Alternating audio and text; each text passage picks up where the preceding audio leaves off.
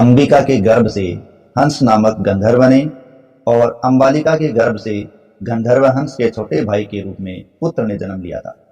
परंतु अंबिका और अंबालिका की दासी थी, जो कि एक शूद्र थी। उसके गर्भ से स्वयं भगवान धर्मराज ने पुत्र के रूप में जन्म लिया था और शूद्र रूप में जन्म लेने का एक कारण एक श्राप था। हमारे YouTube channel famous stories of the world में आपका स्वागत है।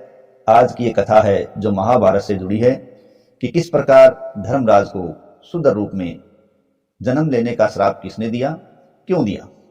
देखिए, प्राचीन काल में मांडवी नामक एक ब्राह्मण थे जो अपने आश्रम में रहा करते थे और वो एक बार एक पेड़ के सहारे खड़े होकर मौन साधना में लीन थे।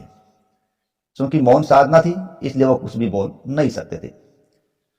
वहां से कुछ चोर लुटेरे गुजरे जो काफी सारा धन लूट कर लाए थे और कुछ ही देर में उनका पीछा करते हुए सिपाही भी आ रहे थे या वहां आ पहुंचे थे।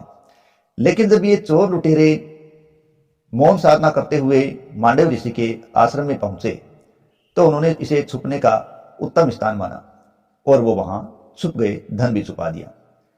थोड़ी देर में उस आश्रम में जब राजा के सिपाही पहुंचे तो उन्होंने मांडव्य ऋषि से पूछा क्या आपने कुछ चोर लुटेरों को देखा है।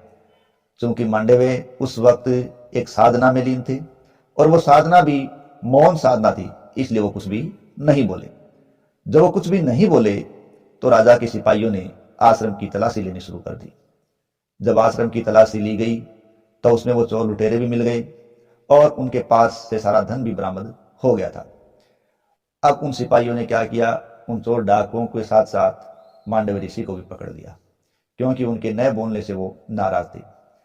ये सिपाही इन सबको पकड़कर अपने राजा के पास ले गए और उन्होंने राजा को सारी बात बता दी। राजा बड़ा नाराज हुआ और उसने उन सबको सूली पर चढ़ाने की सजा सुना दी और सजा के तहत सबको सूली पर चढ़ा दिया गया।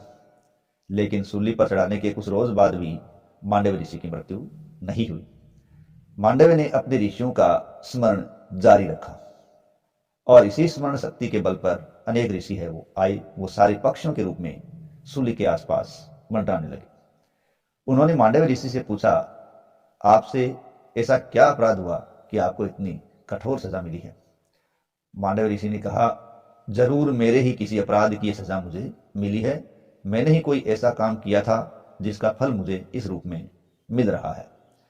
जब सिपाहियों ने ये देखा कि ये व्यक्ति लटके हुए बीते दिन के बाद भी जीवित है तो उनको ये आश्चर्य हुआ और उन्होंने राजा को इसकी सूचना दी।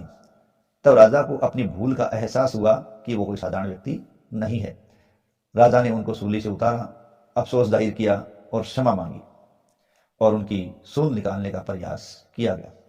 लेकिन उनकी शरीर में धंसा हुआ वो सूल नहीं निकल सका और बाद में यह तय किया गया कि उनके सूल का जो बाहर हिस्सा है शरीर से उसको काटा जाए।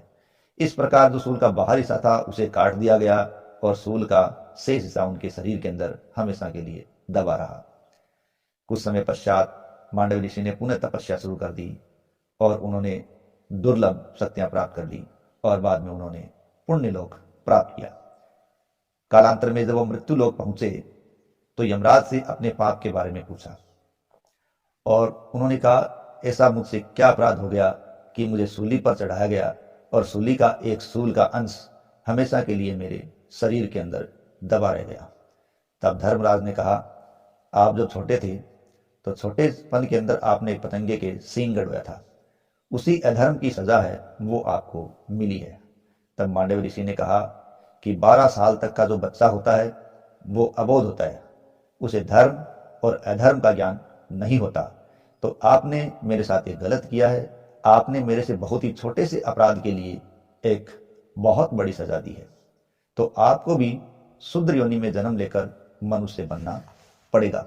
और साथ ही साथ मैं आज से ये भी मर्यादा स्थापित करता हूं कि जो भी 14 साल तक के बच्चे के द्वारा कोई भी धर्म अधर्म से संबंधित काम होता है, अधर्म होता है, तो भी उसे उसका दंड नहीं दिया जा सकता, क्योंकि वो उस जगह भी अबोध ही है, क्योंकि वो पूरी तरीके से धर्म और अधर्म का ज्ञान प्राप्त नहीं कर पाता।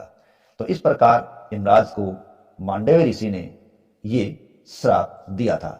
ये कथा महाभारत से जुड़ी एक कथा है। धन्यवाद।